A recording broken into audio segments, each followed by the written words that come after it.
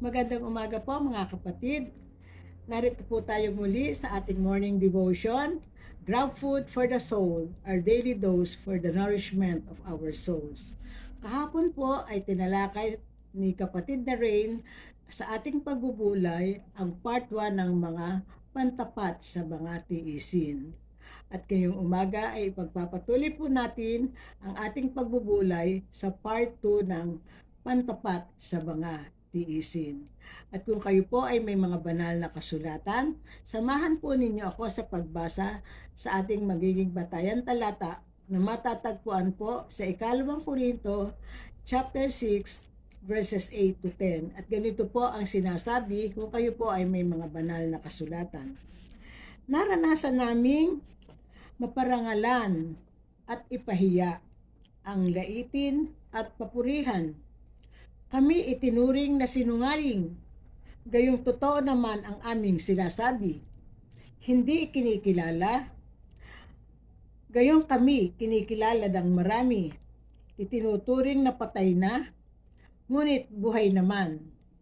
Pinaparusahan kami, subalit hindi pinapatay. Ang tingin sa amin ay nalulungkot, gayong kami laging nagagalak.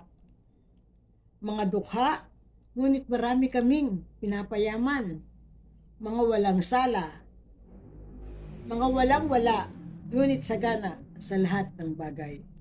Ang Diyos ang magpala sa pagkabasa at pagkarinig ng kanyang mga banal na salita. Ang tunay na kagalakan ay panloob, hindi panlabas.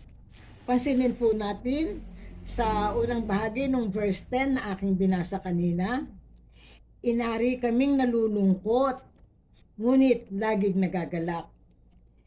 Ito ang tinatawag na internal joy. Hindi ito kayang burahin ng mga pangyayaring hindi maganda sapagkat ang internal joy ay nakasalig sa relasyon natin kay Jesucristo. May kasabihan po tayo, laughing on the outside, crying in the inside. Sa isang believer, ito ay baligtad. Sa labas ay tila malungkot, ngunit sa loob ay naroroon ang kagalakan. Dahil dito, walang external circumstances ang maaaring magpabagsak sa mga tagasunod ni Kristo. Lagi niyang kontrolado ang reaksyon niya sa mga pangyayari sa kanyang buhay. A faithful follower of Christ does not allow circumstances to control him, as it is always Christ who is in control of his life. Ang kayamanang espiritual ay higit kaysa anumang kayamanang material. Ang sabi sa huling verse ng verse 10 ating pong binasa, mukhang naghihirap, ngunit pinapayaman namin ang marami. Parang walang-wala, ngunit sagana sa lahat ng bagay. Maaaring salat sa kayamanang material ang isang mananampalataya, ngunit siya ay tiyak na sagana sa kayamanang espiritual. At sa kanya, ito ang higit na mahalaga. Dahil dito, sinusunod niya ang tagubili ni Jesus doon po sa Mateo chapter 6, verses 19 to 20 na ganito po ang sinasabi, huwag kayong mag-impok ng mga kayamanan dito sa lupa. Dito'y may naninirahang insekto at kalawang, at may nakakapasok na magnanakaw. Sa halip, mag-impok kayo ng kayamanan sa langit.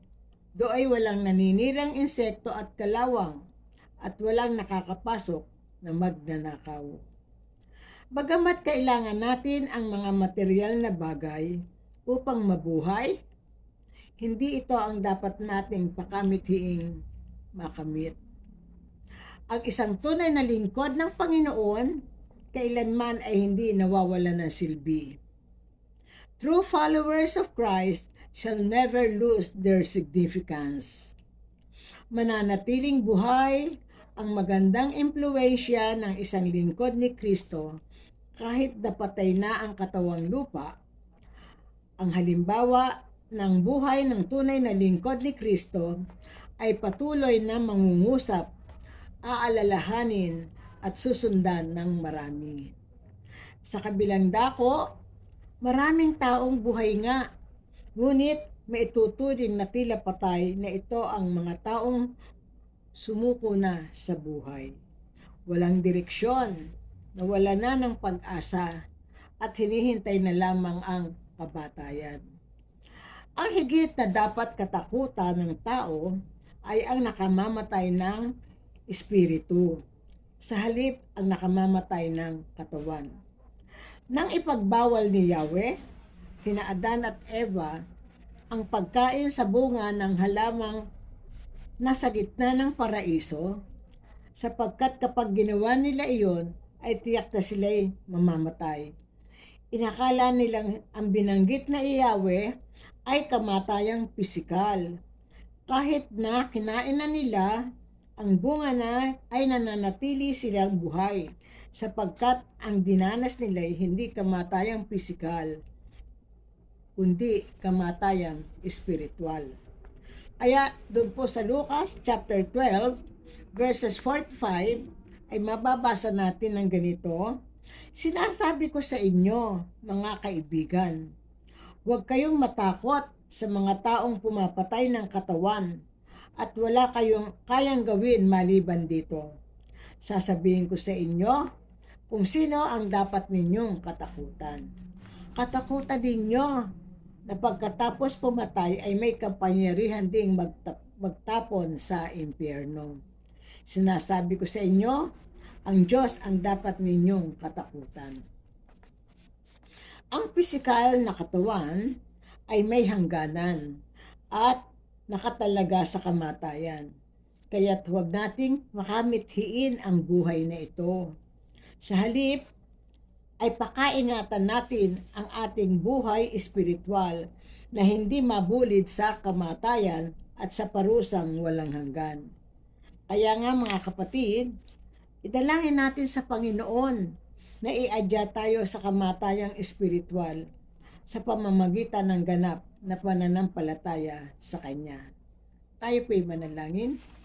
Amang banal na makapangyarihan sa lahat, salamat po sa munting pagbubulay na ibinigay mo sa amin at ibinigay mo sa amin ang kalahaga ng pantapat sa mga tiisin. At Lord, sa umagang ito, patuloy naming ilalapit sa iyo ang mga kapatid namin na magsisipasok sa kanilang mga paaralan, magsisipasok sa kanilang mga trabaho. Ang umagang ito, Lord, ay maging pagpapala sa buhay ng bawat isa sa amin na patuloy naming lakaran ang iyong mga salita. Lalapit din namin sa iyo, Ama, ang mga anak mo na may mga karamdaman, na patuloy mo pong hipuin ang kanilang mga karamdaman, Lord, na alam namin ikaw ang dakilang manggagamot na magbibigay ng kagalingan sa kanila. At patuloy kaming magpupuri at magluluwalhati sa iyo, Panginoon, na ang buong maghapon ay ipagkakatiwala namin sa iyo.